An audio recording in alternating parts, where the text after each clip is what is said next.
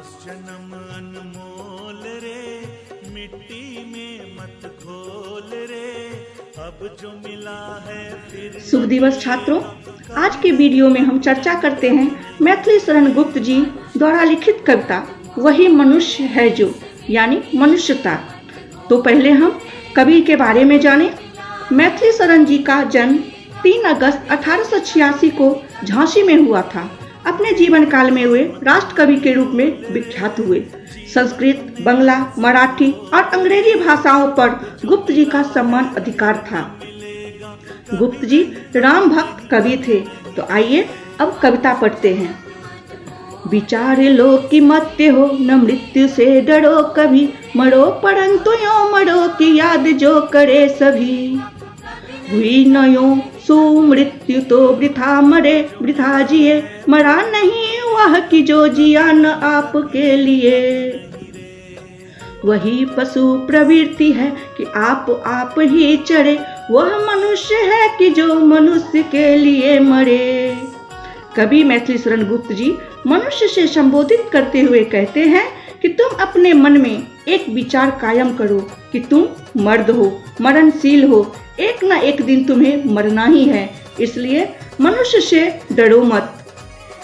तुम ऐसे मरो जो सब तुम्हें याद करे, जो अपने लिए न जीकर समाज के लिए, देश के लिए जीता है वो कभी नहीं मरता। खुद के लिए जीने वाला पशु समान है। असल में मनुष्य वही है जो दूसरे मनुष्यों के लिए जिए। उसी उदार की कथा सरस्वती बखानती, उसी उदार से धरा कृतार्थ भाव मानती। उसी उदार की सदा सजीव की कीर्ति गूंजती, तथा उसी उदार को समस्त सृष्टि गूंजती। अखंड आत्म भाव जो असीम विश्व में भरे, वही मनुष्य है कि जो मनुष्य के लिए मरे। माँ सरस्वती उसी उदार मनुष्य का गुणगान करते हैं जो दूसरों के लिए भाव रखता है। यह धरती भी इस एक प्रकार के मनुष्य को जन्म देकर स्वयं को धन मानती है। उसी उदार मनुष्य की कीर्ति संसार में गूंजती रहती है, तथा उसी मनुष्य को सारे जगत के लोग उसी मनुष्य का पूजन करते हैं जिसके मन में संपूर्ण सृष्टि का अपनत्व भाव होता है। इस प्रकार से जीने वाला मनुष्य ही मनुष्य कहलाता है। क्षुधाद्रंति देव ने किया करस्थ थाल भी, तथा दधीचि ने दिया परार्थी अस्ति जाल भी। उसी नरक्षितिस ने स्वमांस दान भी किया, सहर्ष दान वीर कर्ण ने शरीर वर्म भी दिया। अनित्य देह के लिए अनादि जीव क्या डरे, वही मनुष्य है कि जो मनुष्य के लिए मरे। रंतिदेव नामक राजा ने भूख से व्याकुल होते हुए भी अपना भोजन का ख्याल द्वार पर आए एक भिक्षुक को दे दिया। दधीचि नामक ऋषि ने लोक कल्याण हेतु अपने हड्डियों तक दान दिया। उशीनर नामक राजा ने कबूतर के प्राण रक्षा हेतु अपने शरीर का मांस दिया। वीरदानी कर्ण ने एक ब्राह्मण के मांगने पर अपने शरीर का कवच उतार कर दे दिया।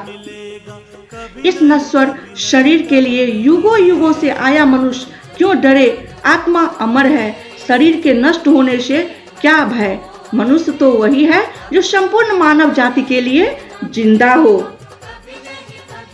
सहानुभूति चाहिए, महाविभूति है वह यही, वशीकृता सदैव ही बनी हुई स्वयं मही। विरुद्धवाद बुद्ध का दया प्रवाह में बहा, विनित लोक वर्ग क्या न सामने झुका रहा। आहा, वही उदार है परोपकार जो करे, वही मनुष्य है कि जो मनुष्य के लिए मरे। कवि कहते हैं दूसरों के प्रति सहानुभूति की भावना होनी चाहिए। यह सहानुभूति ही मनुष्य की सबसे बड़ी संपत्ति है। इस सहानुभूति के गुण के कारण सारे धरती मनुष्य को वश में हो जाते हैं।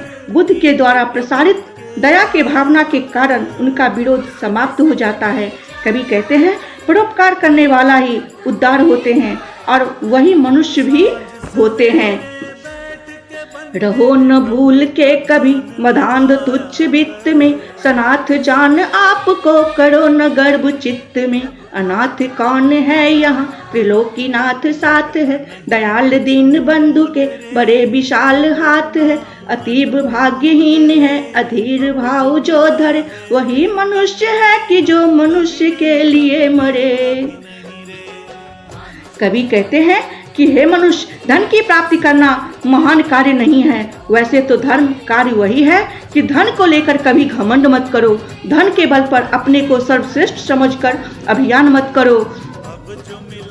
वैसे तो यहाँ कोई अनाथ नहीं है, यहाँ सबके सिर पर ईश्वर का साया होता है। दया करने वाला जो ईश्वर है वह सभी दीन दुखियों को सहारा देता है, वह दयालु है। कवि कहते हैं वह मनुष्य अति भाग्यहीन है जो नशों और चीजों की प्राप्ति हेतु अपने मन में अधीरता रखता है। असल में मनुष्य तो वही है जो मनुष्य के लिए उदारता रखता है। अनंत अंतरिक्ष में अनंत देव है खड़े, समक्ष को स्वभाव जो बढ़ा रहे बड़े बड़े, परस परावलंब से उठो तथा बढ़ो सभी, सभी अमर्त्य अंक में अपंक हो चढ़ो सभी, रहो नयों की एक से न काम औरों का सरे, वही मनुष्य है कि जो मनुष्य के लिए मरे। कवि कहते हैं अनंत आकाश की तरह देखो, वहाँ तुम्हें देवता नजर आएंगे, वे अपने विशाल बाहों को उठाकर तुम्हारा स्वागत करेंगे। अतः दूसरों को सहायता देकर आकाश की ओर बढ़ो और स्वर्ग में जाकर अमर बनो। तुम्हें दूसरे के काम आना ही, दूसरे का काम आने वाला ही सच्चा मनुष्य है। मनुष्य मात्र बंधु है, यही बड़ा विवेक है, पुराण पुरुष स्वयं पिता प्रसिद्ध एक है, फलानुसार कर्म के अवश्य बाह्य भेद है, परंतु अंतरेक्य में प्रमाणभूत वेद है, अनर्थ है कि बंधु ही न बंधु कोई व्यथा हरे, वही मनुष्य है कि जो मनुष्य के लिए मरे। कवि कहते हैं संसार में ज्ञान की बात, विवेक की बात यह है कि मनुष्य संसार में सभी मनुष्यों को अपना बंधु समझे। यदि ईश्वर एक है ऐसा मानते हैं तो हम सभी उसी एक ईश्वर की संतान हैं, अपने अपने कर्मों के अनुसार जन्म लिए हैं, लेकिन आंतरिक दृष्टि से सभी एक है, सम्मान है। यहाँ अनर्थ की बात यही है कि बंधु होकर भी एक दूसरे का दुख नहीं बांटते। सच्चा मनुष्य वही है जो दूसरों की सहायता करता है।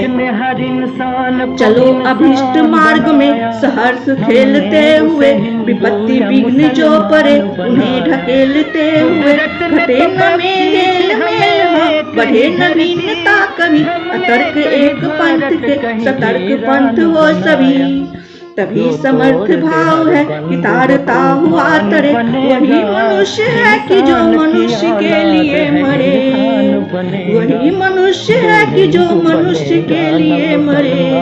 अंतिम चरण में कवि कहते हैं मनुष्य तुम्हें जिस मार्ग पर चलना है उस मार्ग पर तुम हंसते हुए खेलते हुए चलो। अगर तुम्हारे मार्ग में कोई समस्या, कोई कठिनाई, कुछ दुख, कुछ बाधाएं आए तो उनका निडरता से सामना करो, उस समस्याओं को रास्ते से दूर हटाओ, परंतु यह ध्यान में रखो कि मनुष्य में जो मेलजोल है वह न हटे और न टूटे।